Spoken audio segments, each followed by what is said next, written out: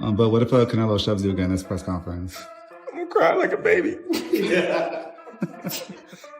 All right, thank you. The last fighters that you fought, they ain't on my level. And you I know fought everybody. the last fighters you fought since 2000. In Vegas, things got worse when Terence Crawford fought Canelo Alvarez in a brutal fight that shocked the boxing world. When Terence Crawford yelled, "Watch what I do to you," he wasn't just making empty threats before his final fight with Canelo Alvarez, he was declaring war as tensions rose in Las Vegas before their September 13th super fight at Allegiant Stadium. The two undisputed winners faced off after a heated buildup that included angry words and rising tension, which thrilled fans all over the world. I don't want either one of you guys to get hurt.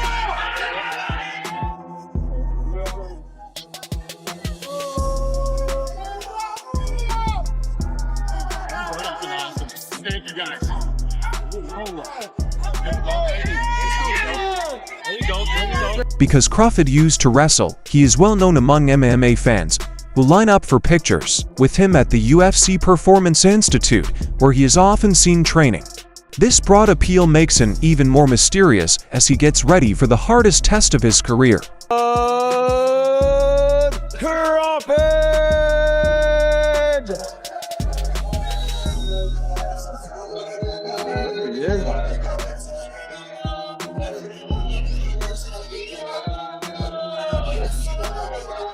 4-time champion.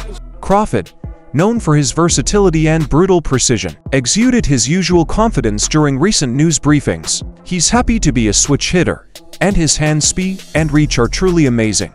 He can easily change in the ring, and when his orthodox style isn't working, he often switches to southpaw. His ability to be bold has made him one of the best boxers of all time. The only running that I'm gonna be doing is running upside his head, and I can assure you that. Facts. And he got a big head too. On the opposite side is Canelo Alvarez, the Mexican superstar who needs no introduction, cool, calculated, and controlled. Canelo dismissed Crawford's words and the New York shoving match with controlled defiance. He claimed that the push was a reflex rather than assault. Canelo also questioned Crawford's bravery, suggesting that he was pushed into theatrics by Saudi boxing power broker Turki Alalshik. Canelo believes that mutual respect is important until it isn't. He warned that crossing lines causes things to change. I always try to respect my opponents, and I think he don't did them because he really wanted to do. I think Turki Alalshik told him, "You need to do something," and he did. And now before I respect his word because he say, "Oh, I'm not gonna let somebody to tell me what I need to do," and he did. So, but you know me.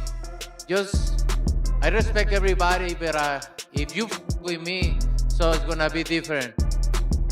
While the trash talk is intensifying, the disagreement is also causing ripples behind the scenes. The event is backed by a star-studded mix of figures from combat sports and entertainment, including Dana White, Nick Khan of WWE and Turki Alalshik are both highly involved in what is turning up to be a world event. While the UFC's face is venturing into boxing promotion for the first time, co-promoting the bout under the TKO Group banner, he's voiced enthusiasm for his participation, recognizing both fighters' skill and the ability to propel boxing into a new era. I've been a big fan of boxing since I was a kid. I wouldn't be sitting here today if it wasn't for boxing. For this to be the first boxing match that I'm involved in promoting is an absolute honor. Two of the greatest of all time and one of the biggest fights ever in the history of the sport. So, very, very proud moment for me, and I've done a lot of things in my career. Meanwhile, Canelo praised White's engagement, stating that he respects all UFC fighters and believes the collaboration would have a significant effect on combat sports. You guys make us like look at we are competing, but no, I'm not. I always like Dana White. I like and I respect all the UFC fighters, and I think in this we can show people if we are together we can do big things. So I'm very glad to work with Dana White and obviously everybody involved in this big fight. Turki Alachi, Netflix, Nick Khan, everybody. So I'm glad to go with this guy. So I always like him, and he knows. In an interview, promoter Eddie Hearn repeated that Turki Alalshik is in charge, referring to Dana's job as symbolic. As a guest promoter with Great American Clat, Hearn realized that Dana's profile makes the move logical, even if the real decision-making takes place elsewhere. But the reality is the promoter of this fight is Turki Alalshik. You know, it doesn't matter whenever there's a Riyadh season event or a Ring Magazine event, all the decisions are made from His Excellency. I've been involved, and you actually don't really get much of an opportunity to make any decisions because he makes them all for you. Everything down to the design of the promo, to the on-sale ticket dates, to the venue deal. I mean, they're financially bankrolling the event, so they're going to be making all the decisions. I think it's a good look to have Dana doing it. I mean, for Crawford, this battle has the ability to define his career, but it also carries major danger. Boxing analyst Max Kellerman did not hesitate to bring out the dangers for the undefeated fighter, drawing similarities to the 1983 battle between Marvin Hagler and Roberto Duran. Kellerman noted that, while Duran, like Crawford, was a lightweight, stepping up in weight to face a powerful champion, the bout was much closer than expected. Hagler had to outwork Duran in the final round to win, but the message was clear. Facing a physically better champion is not only tough, but it can completely alter a fighter's career path. Sell this fight to a new fan.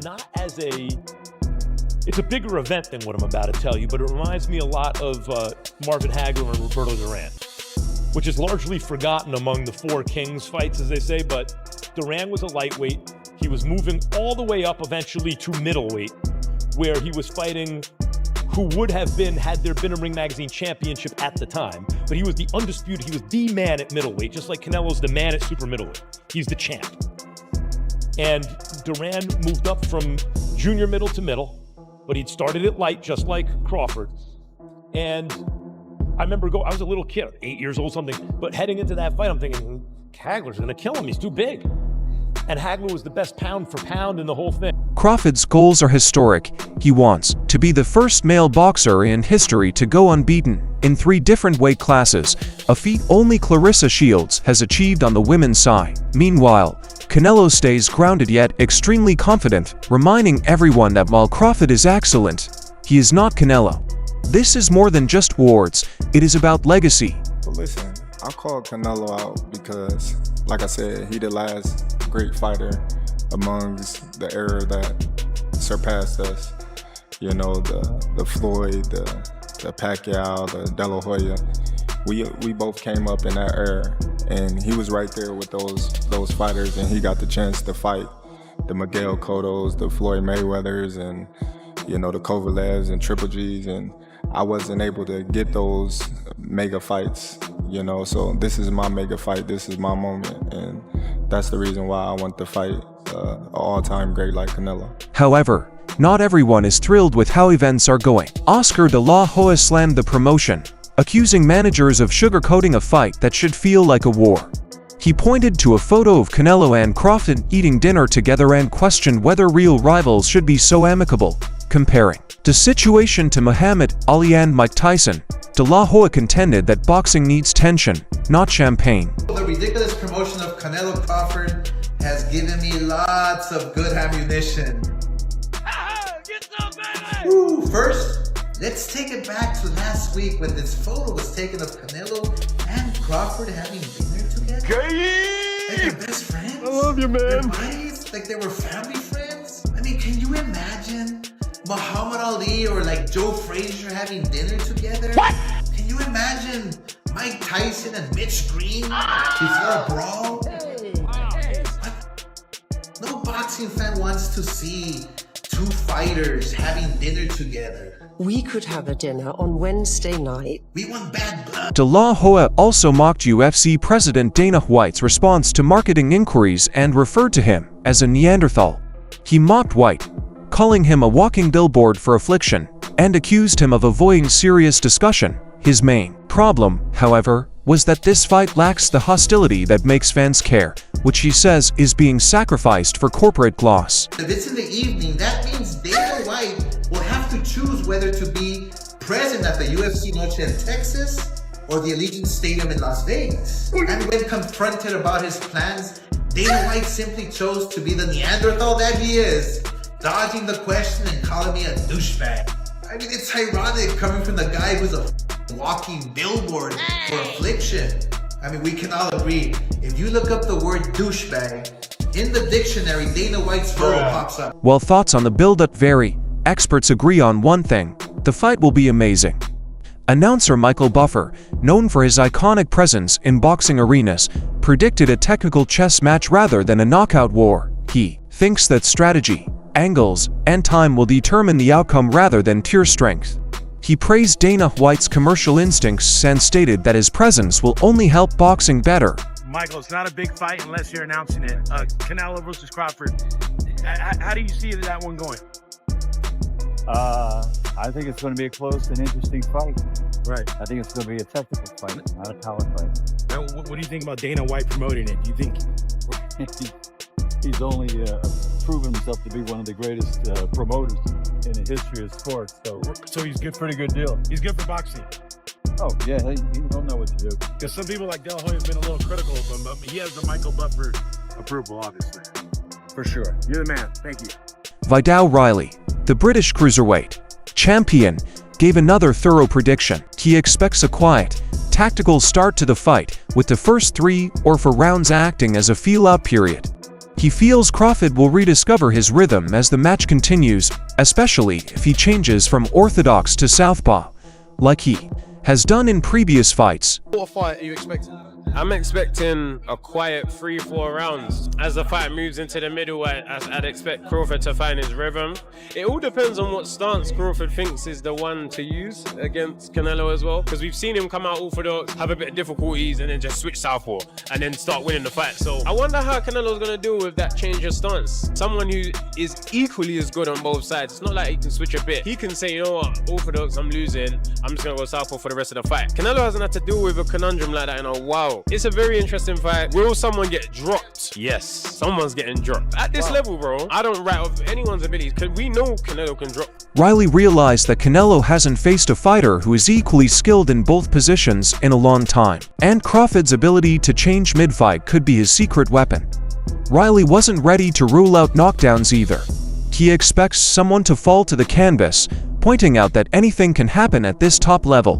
While Canelo is certainly capable of dropping Crawford with a well-timed body blow or uppercut, Riley believes it is foolish to presume Crawford will not return the favor. He stated that Crawford had spent a whole year preparing for the weight increase, implying that his body and power were prepared for this level of challenge. Riley finally went with his instincts and expected Crawford to win by decision. No, genuinely, if you would have said Canelo versus Bob Crawford, we would have never believed it. Especially when one guy's fighting at middleweight, one guy's fighting at light welter. You know what I mean? It's like, you didn't expect it to happen, but Crawford looked big though. Taking the time out to put the weight on, and he's had like a year to prepare for this, so he could also bulk and be ready. So I'm interested to see, really more so, if Canelo can show us flashes of him in the past. Because we haven't seen that Canelo in a while. He's had a few touches. Based on his level, how elite he is, he's had a few touches. This is not a touch with Bob Crawford. Adding another level of excitement, Turki Alalshik and Dana White said that the event will include performance bonuses, which is a first for boxing on this scale. Performance bonus that night is going to be over 6 figures. We're still talking about it. So, yeah, it's going to be a big number. Whoever wins the performance bonus of the night that night. They confirmed a substantial prize for a knockout, giving additional motivation for boxers to try for. To finish, Alalshik, who has played a key role in Riyadh season's emergence as a fight destination, highlighted that gimmicky matches are no longer allowed. Only serious fights will be held in the future. Crawford's previous big test came against Sean Porter, a gritty and energetic fighter, and he passed with flying colors, stopping Porter late, but this is a very other beast. Canelo is an experienced super middleweight who has faced Gennady Golovkin, Dmitry Bivol, and dominated at 168 pounds for years. Crawford must show his ability to take shots from a bigger man while still executing his game plan. When asked about facing David Benavidez, Canelo said he preferred fighting Terence Crawford, not just for the challenge, but because a win over Crawford would look better on his record. And do you think fighting the 4-pound smaller king does more for your career than facing the bigger, menacing Mexican monster and David Benavidez? You can see the career of Terence Crawford Benavidez. Terence Crawford is undisputed champion in 2 weight classes, many championship fights. So he brings me something to the table. Regardless of the questions, one thing is certain: fans are in for an exciting night, with all 4 super middleweight titles on the line. Legacies will be made or broken. Crawford wants to be the first male fighter to conquer 3 divisions at the undisputed level, and Canelo wants to show that even the best from below can't touch him at the top. Behind the glitz in the show, this is a battle of greatness, and neither man is ready to blink. The last fighters you fought aren't on my level, and I fought everybody since 2000. June 28th, Jake Paul vs. Chavez Jr. By now, Atone.com/boxing adds gasoline to the fire. Frock was open about how scary this meeting may be for Canelo. He thinks it is completely conceivable for Alvarez to lose despite being the favorite. In his opinion, a Crawford victory would not be a significant upset, given how many fans and analysts think Bo has what it takes to pull it off. Frock praised Crawford's mental power, describing him as a strong, confident fighter with a high boxing IQ. He also mentioned that Canelo's ring expertise and knowledge of the sport are unparalleled, making this fight all the more exciting. The last fighters that you fought, they ain't on my level. And I fought everybody. The last fighters you fought since everybody. 2002. Mention me one. You Since mention me 2002. one elite fighter. Just one. You. Oh, me. Look. It's gonna be me. I don't And care you about will- nobody else. And you will see that. day. You. So when I beat you, is you gonna be a nobody? When I stuff a mud hole in your ass, is you gonna be a nobody? Same everybody else been saying since I moved to 147, I ain't fought nobody. Every last one of them stump a mud hole in their ass and he gonna be next. Watch. Live, only on DAZN, June 28th. Jake Paul vs. Chavez Jr. Buy now at DAZN.com/boxing.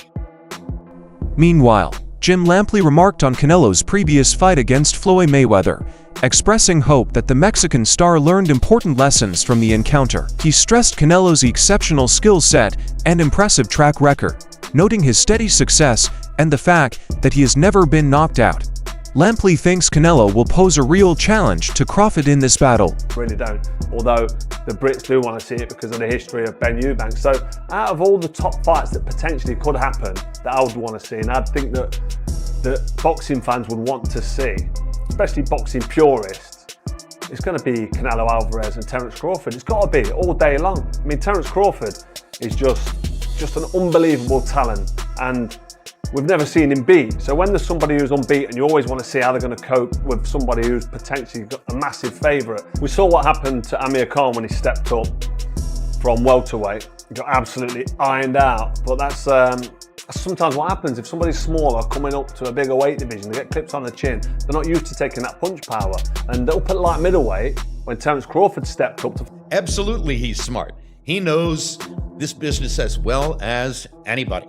So no, it's not surprising that Canelo learned from Floyd and has employed some of that in the retention of his career. Canelo still knows how to make fireworks when he absolutely has to make fireworks.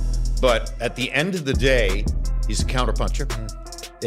He's a great defender. He has the most solid punch resistance of anybody in the sport. Nobody's ever knocked him off balance. Nobody's ever really knocked him down. There's only one official knockdown in his career, and it was because he bounced off the ropes when Jose Cotto hit him with a hard shot to the chest. And the heat is rising as Canelo and Crawford continue to trade shots not only with their fists, but also with bold words and brutal warnings, and with Dana White entering the boxing spotlight, and Turki Alalshik announcing juicy TKO bonuses for the fighters. This showdown has just gotten even more explosive. While Dana fuels the hype, he is also under fire from detractors who question his role in the sweet science. Still, One thing is certain. When the bell rings, words are cheap, and strikes will do the talking. Who will win? The slick technique, or the persistent power puncher? One thing is certain. Fight fans are in for a battle. Do not move.